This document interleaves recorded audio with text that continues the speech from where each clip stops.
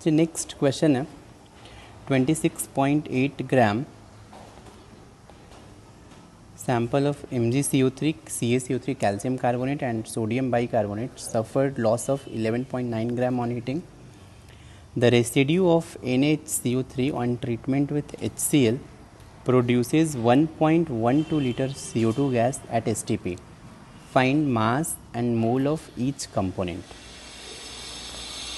चलिए फिर से वीडियो आप पहले तो ये क्वेश्चन लिखें और 5 मिनट्स के लिए वीडियो पॉज करें और खुद से ट्राई करें आप।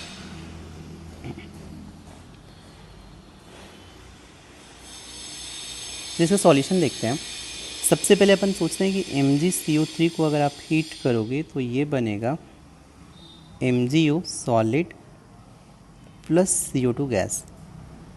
सिमिलरली अगर आप कैल्शियम कार्बोनेट को हीट करोगे तो आपको मिलेगा calcium oxide solid plus CO2 gas. Third reaction अगर आप सोडियम बाइकार्बोनेट है NaHCO3 है, अगर आप इसको हीट करेंगे तो NaHCO3 को हीट करने से मिलेगा Na2CO3 solid plus H2O gas plus CO2 gas. अब सबसे पहले मैं इस पे आ रहा हूँ। एक और रिएक्शन है द रेसिड्यू ऑफ NaHCO3। देखो थर्ड रिएक्शन में मतलब ये रिएक्शन नंबर 1 है, ये रिएक्शन नंबर 2 है, ये रिएक्शन नंबर 3 है। तो अगर आप थर्ड रिएक्शन में जो रेसिड्यू है, रेसिड्यू मीन्स Na2CO3 सॉलिड ये रेसिड्यू है, बाकी H2O gas and CO2 gas उड़ जाएगा। तो Na2CO3 सॉलिड अगर HCl के साथ रिएक्ट करोगे तो ये बनेगा NaCl plus H2O plus CO2। आपको डेटा दिया है कि CO2 1.12 लीटर मिल रहा है।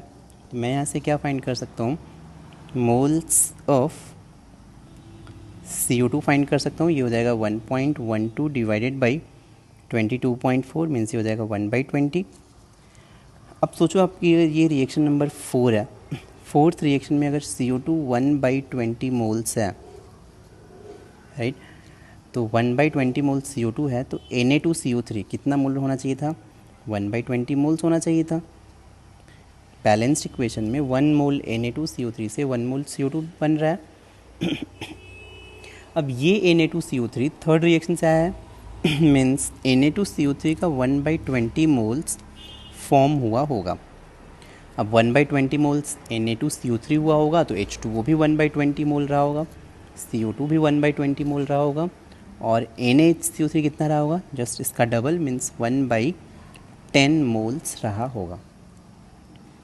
तो मैं यहाँ से मास ऑफ NaHCO3 फाइंड कर सकता हूँ। तो mass of NaHCO3 equals to 1/10 into इसका एटॉमिक मॉलिक्यूलर वेट 84, ये हो जाएगा 8.4 ग्राम। ये हो गया। अब देखिए थर्ड रिएक्शन में लॉस हो रहा है H2O एंड CO2 का। तो mass of H2O third reaction में कितना है, तो mass of H2O is 1/20 into 18 means ये 0.9 ग्राम है। और थर्ड रिएक्शन में लॉस CO2 का हो रहा है तो mass of CO2 is 1/20 mole into molecular weight 44, तो ये हो गया 2.2 ग्राम। तो ये हो गया थर्ड रिएक्शन में लॉस। अब देखिए मैं क्या करूँगा, चलिए मान लेते हैं कि MgCO3 का मोल्स N1 है और CaCO3 का मोल्स N2 है। तो अगर MgCO3 का N1 मोल है तो CO2 भी कितना मोल होगा, N1। सेकेंड रिएक्शन में CO2 कितना प्रोड्यूस होगा, N2, राइट। अब मुझे क्या मिलेगा, देखो यहाँ पे दिया 26.8 ग्राम सैंपल है और इसमें से NaHCO3 का मास मैंने फाइंड कर लिया 8.4 ग्राम। तो मैं लिख सकता हूँ mass of CaCO3 plus MgCO3 ये हो जाएगा 26.8 माइनस 8.4 ग्राम।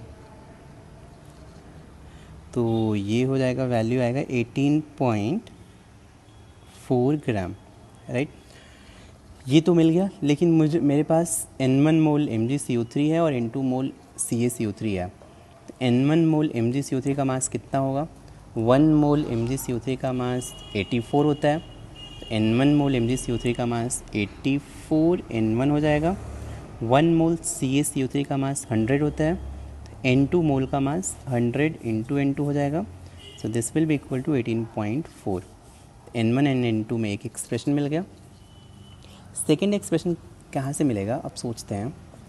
देखो आपको टोटल लॉस दिया है 11.9 ग्राम, तो 11.9 ग्राम का जो लॉस हो रहा है वो CO2 फर्स्ट रिएक्शन में, सेकेंड रिएक्शन में CO2, थर्ड रिएक्शन में H2O और CO2 का लॉस हो रहा है।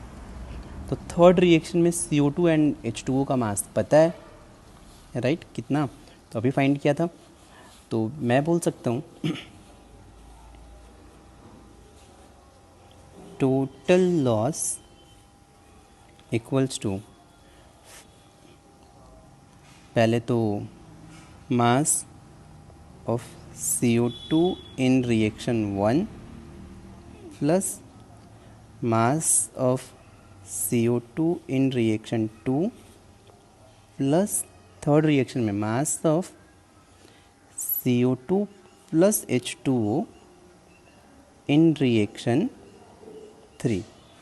यही गैसेज है, इन्हीं के कारण लॉस होगा, और टोटल लॉस 11.9 ग्राम दिया है, तो equals to mass of CO2 in reaction 1 plus mass of CO2 in reaction 2, और mass of CO2 plus H2O in reaction 3 हमें पता है कितना, 2.2 प्लस 0.9। तो मुझे मिल गया मास of CO2 in reaction 1 plus reaction 2, ये कितना हो जाएगा, 11.9 माइनस 0.9, 11 माइनस 2.2, अब सॉल्व करेंगे 8.8 आएगा। अब यहाँ से मास ऑफ CO2 इन रिएक्शन 1, अब देखो रिएक्शन 1 में CO2 का N1 मोल है, रिएक्शन 2 में CO2 का N2 मोल है, तो टोटल मोल्स कितना हो गया, N1 प्लस N2, तो टोटल मास यहाँ से हो जाएगा N1 plus N2 into molecular weight इसका 44 इक्वल टू 8.8। देखिए N1 एंड N2 में मेरे पास दो इक्वेशन मिल गया, फर्स्ट इक्वेशन तो ये, सेकंड इक्वेशन ये। सॉल्व करेंगे टू इक्वेशन, टू अननोन है, तो हमें N1 और N2 मिलेगा। N1 है मोल्स ऑफ MgCO3, N2 है मोल्स ऑफ CaCO3, आंसर मिल जाएगा। तो आप सॉल्व करना, आपको आंसर मिलेगा। तो आप चाहें तो ये स्क्रीनशॉट ले लें या फिर आप सॉल्व कर लें पॉज करके वीडियो, ये रहा आपका सॉल्यूशन। चलिए फिर नेक्स्ट क्वेश्चन पे आते हैं। नेक्स्ट क्वेश्चन है, hydrated salt loses 45.6% of its weight on heating. The mass percent composition of anhydrous salt is aluminium 10.5%, potassium 15.1%, sulfur 24.8%, oxygen 49.6%. Find its empirical formula. तो पहले आप ये समझो कि हाइड्रेटेड सॉल्ट मीन्स मान लो कोई सॉल्ट है तो उसमें A.XH2O लिखा होगा, जिसमें भी .XH2O लिखा होगा उसे हम हाइड्रेटेड सॉल्ट बोलते हैं।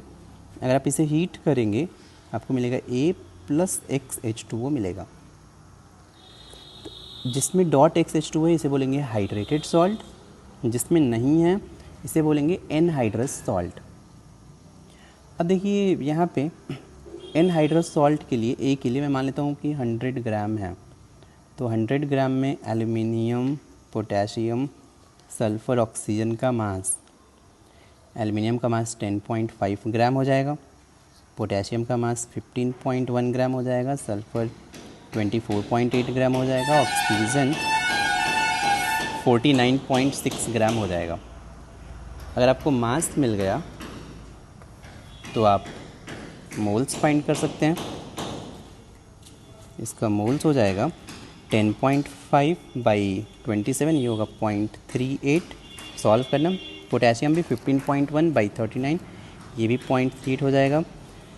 सल्फ़र 24.8 बाई 32, ऑलमोस्ट 0.72, ये 3.1 के आसपास आएगा।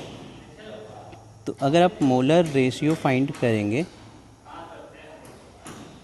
तो मोलर रेशो के लिए आप मिनिमम वैल्यू से डिवाइड करें तो ये होगा 1.38 से मैंने डिवाइड किया, ये भी 1, ये 2, ये हो जाएगा 8।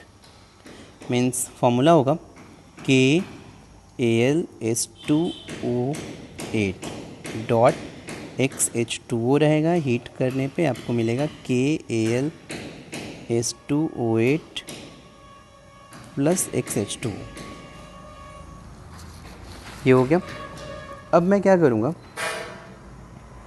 यहाँ से एक डेटा आपको और दिया है,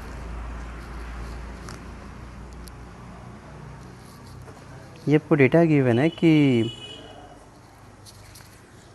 अगर लॉस कितने का हो रहा है, 45.8% का लॉस हो रहा है। अब सोचें आप KAlS2O8.XH2O का मॉलिक्यूलर वेट कितना होगा, तो पोटेशियम का होता है 39 प्लस एल्युमिनियम का 27 प्लस सल्फ़र का 32 इंटू 2 64 प्लस 16 इंटू 8 ये हो जाएगा 128। तो ये अगर अपन सॉल्व करें तो ये मिल जाएगा अपने को, ये वैल्यू हो जाएगा 160 प्लस 32।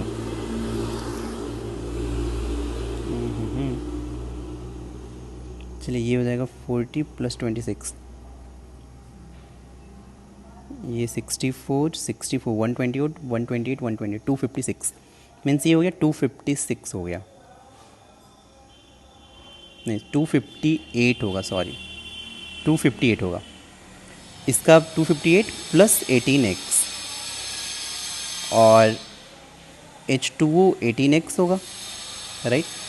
अब आप बताओ मास परसेंट ऑफ H2O कितना हो जाएगा, तो 18x upon 258 plus 18x into 100, और जो H2O का मास परसेंट है वही लॉस होगा क्योंकि H2O ही यहाँ से बाहर जा रहा है, तो this is equal to 45.8। Solve करेंगे तो x का वैल्यू 12 आएगा, तो आंसर हो जाएगा KAlS2O8.12H2O। फिर से आप क्या करें, एक बार ये वीडियो देखें, चाहे तो आप 1 या 2 टाइम्स वीडियो देखें और फिर से एक बार आप रफ़ में सारे प्रॉब्लम आज के रफ़ में एक बार फिर से सॉल्व करें आप, ठीक। Thank you.